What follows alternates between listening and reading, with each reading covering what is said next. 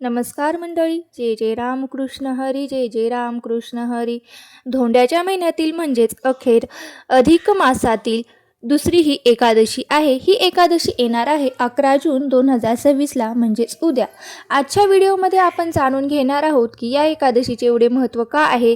या पवित्र दिवशी श्रीहरी विष्णू आणि माता लक्ष्मींना जर आपल्याला एकत्रच प्रसन्न करायचं असेल तर त्याची पूजा कशी करावी, त्यांना कोणता नैवेद्य दाखवावा, यासोबतच तुमच्या घरात सुख समृद्धी टिकून ठेवण्यासाठी काही साधे आणि अचूक उपाय मी तुम्हाला सांगणार आहे. त्यामुळे काय करायचं आहे तर तुम्हाला व्हिडिओ शेवटपर्यंत पाहायचा आहे, जेणेकरून तुम्हाला संपूर्ण माहिती मिळेल. बघा, वर्षभरात किती एकादशी येतात तर वर्षभरामध्ये एकूण 24 एकादशी येतात. तर दर 15 दिवसांना एक, याप्रमाणे प्रत्येक महिन्यामध्ये 2 एकादशी येत असतात. परंतु जेव्हा अधिक मास येतो तेव्हा त्या वर्षात 2 एकादशी अधिकच्या वाढत असतात. अधिक मासात येणाऱ्या या दोन्ही एकादशीचे नाव हे कमला एकादशी असेच असते. कमला हे माता लक्ष्मीचं एक नाव आहे, म्हणून या एकादशीला हे नाव मिळालेले आहे. तसेच श्रीहरी विष्णूंच्या नावावरून याला विष्णू एकादशी किंवा परमा एकादशी सुद्धा म्हटलं जातं. आता राणी पद्मिनीच्या नावावरून या एकादशीला कोणी पद्मिनी एकादशी सुद्धा म्हटलं जातं. आता या दिवशी आपल्याला काय करायचं आहे तर कमला एकादशीचे व्रत करायचे आहेत. 15 दिवसापूर्वी आपण शुक्ल पक्षातील कमला एकादशी सुद्धा हे व्रत केले होते. अधिक मासाव्यतिरिक्त इतर महिन्यात शुक्ल पक्ष व कृष्ण पक्षातील एकादशींची नावे ही वेगवेगळी असतात. परंतु अधिक मासाचे हे वैशिष्ट्य आहे की यातील दोन्ही पक्षातील एकादशी या कमला एकादशी या एकाच नावाने ओळखल्या जातात. तर चला मग आता या एकादशीच्या दिवशी आपल्याला काय करायचं आहे आणि काय करायचं नाही ते आपण जाणून घेऊया. पहिलं काय करायचं आहे, आता एकादशीच्या दिवशी सकाळी आपल्याला काय करायचं आहे, लवकर उठायचं आहे. आपली जी सकाळची जी कर्म असतात म्हणजे आंघोळ स्नान वगैरे सगळं करून घ्यायचं आणि शक्यतो तुम्ही ब्रह्ममुहूर्तावर उठलात तर अतिशय उत्तम. असं नसेल तर फक्त सूर्योदयाच्या अगोदर तुम्हाला उठायचं आहे.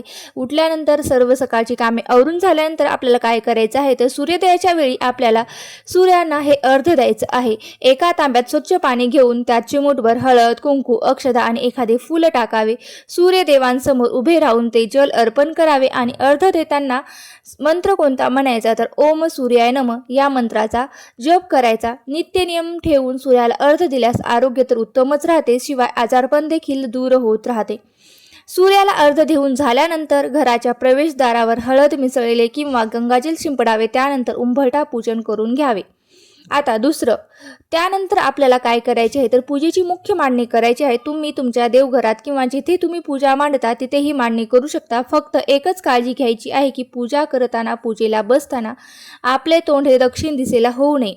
पूर्व पश्चिम असलं तरी काही हरकत नाही. पूजा करताना जागा ही स्वच्छ पुसून घ्यावी. त्यानंतर चौरंग किंवा पाट ठेवण्यापूर्वी त्या जागेवर छान अशी रांगोळी काढावी किंवा छोटंसं स्वास्तिक सुद्धा काढलं तरीही चालतं. त्यानंतर पाटावर पिवळ्या रंगाचे वस्त्र म्हणजे पिवळा कपडा अंथरायचा. तुमच्याकडे श्रीहरी विष्णू किंवा माता लक्ष्मी यांचा एकत्रित फोटो असेल तर ते स्थापित करा. जर फोटो नसल्यास तुम्ही विठ्ठल रुक्मिणीची मूर्ती सुद्धा ठेवू शकता किंवा बाळकृष्णाची मूर्ती सुद्धा ठेवू शकता. चंदनाच्या पाण्याने स्नान घालून तिची स्थापना करा. मूर्ती ठेवण्यापूर्वी खाली थोडे तांदूळ किंवा 5 तुळशीची पाने नक्की ठेवा. आता श्रीहरी विष्णूंची पूजा करताना त्यांना चंदनाचा किंवा अष्टगंधाचा टिळा लावावा. लक्षात ठेवा, विष्णूंना कुंकू लावू नये, तसेच त्यांना पिवळ्या रंगाची फुले अर्पण करावीत. त्याचप्रमाणे तुम्ही झेंडू आणि प्राजक्ताची फुले देखील अर्पण करू शकता. त्याचप्रमाणे आता काय करायचं आहे तो तिसरा नियम काय आहे, सकाळी पूजेमध्ये श्रीहरींना केळीचा नैवेद्य दाखवायचा आहे. शक्य असल्यास देठासह पूर्ण 1 डझन किंवा 11 केळीचा घड तेथे ठेवावा, कारण देठासह फळ अर्पण करणे अधिक शुभ मानले जाते. जर घड नसेल तर किमान 2 केळी ठेवावीत किंवा तुम्ही 33 केळी देखील भगवान विष्णूंना नैवेद्य म्हणून ठेवू शकता. या निमित्ताने तुमचे 33 संख्येचे दान देखील पूर्ण होईल. हा प्रसाद तुम्ही संध्याकाळी घरातील सर्वांना वाटू शकता.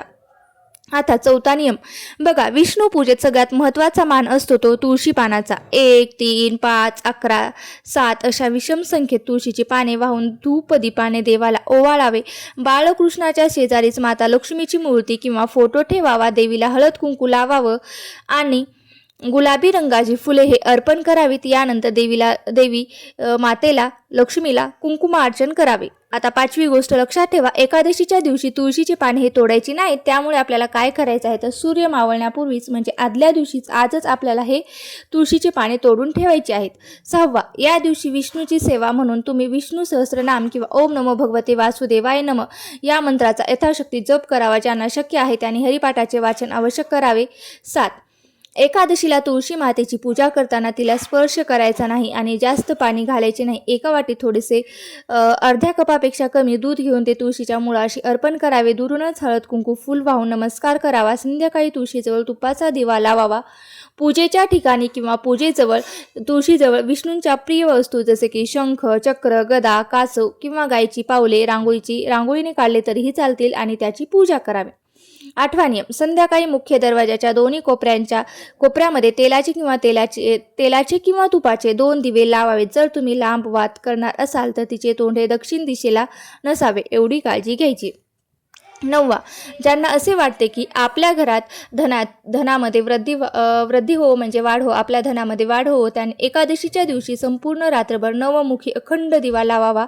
दिव्यामध्ये तुम्हाला 9 वाती लावायच्या आहेत. हा दिवा तुम्ही समईत सुद्धा लावू शकता, पंथीसुद्धा लावला तरीही चालतो. तो 9मुखी असावा. यासोबतच विष्णू सहस्त्रनाम आणि कनकधारा स्तोत्राचा पाठ करायचा. हे शक्य झालं नाही तर तुम्ही 11 वेळा किंवा 21 वेळा ओम नमो भगवते वासुदेवाय नमः या मंत्राचा जप करावा. ज्यांना हरिपाठ किंवा व्यंकटेश स्तोत्र वाचणे शक्य आहे त्यांनी ते वाचलं तरीही चालतील, पण व्यंकटेश स्तोत्र तुम्हाला रात्री वाचावे लागेल. हा उपाय केल्यास तुम्हाला कधीही कशाचीच कमी पडणार नाही, उलट आर्थिक परिस्थिती सुधारेल आणि घराची भरभराट होईल.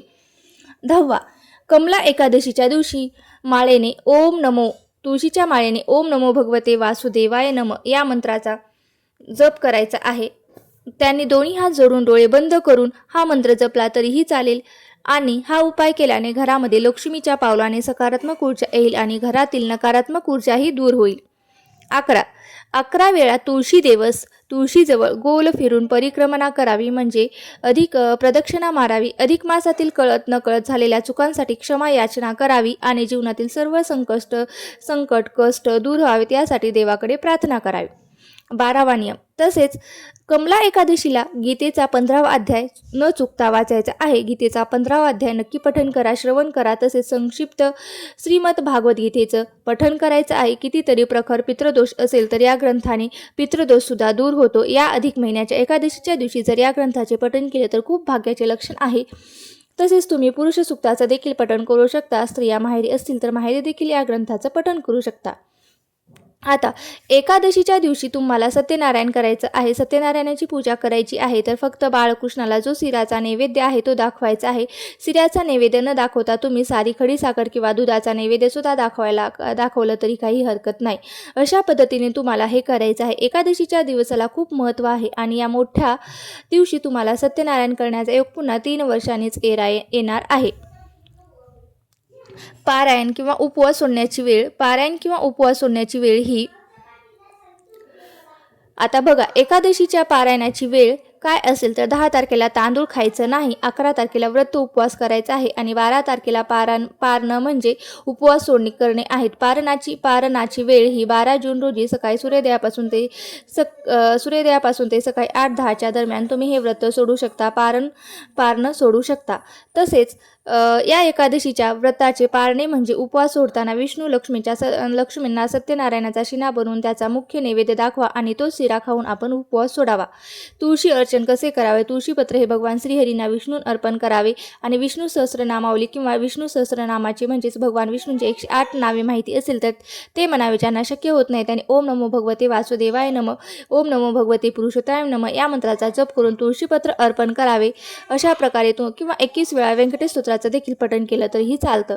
अधिक मास भगवान श्रीहरी विष्णू आणि माता लक्ष्मी यांना समर्पित आहे आणि 33 वस्तूंच्या दानाला सुद्धा खूप महत्त्व आहे. 33 वस्तूंचं दान केलं असेल तर तुम्हाला एकादशीचं फळ मिळू शकतं. एकादशीला करू शकता. या दानामध्ये तुम्ही फुलाचे दान करू शकता. 33 ताजी व सुगंधित फुले वाहू शकतात. भगवान विष्णू, श्रीकृष्ण, माता लक्ष्मी, कुलदैवत किंवा जवळच्या मंदिरात जाऊन सुद्धा ही फुले अर्पण करू शकता. नामजप प्रार्थना करू शकता.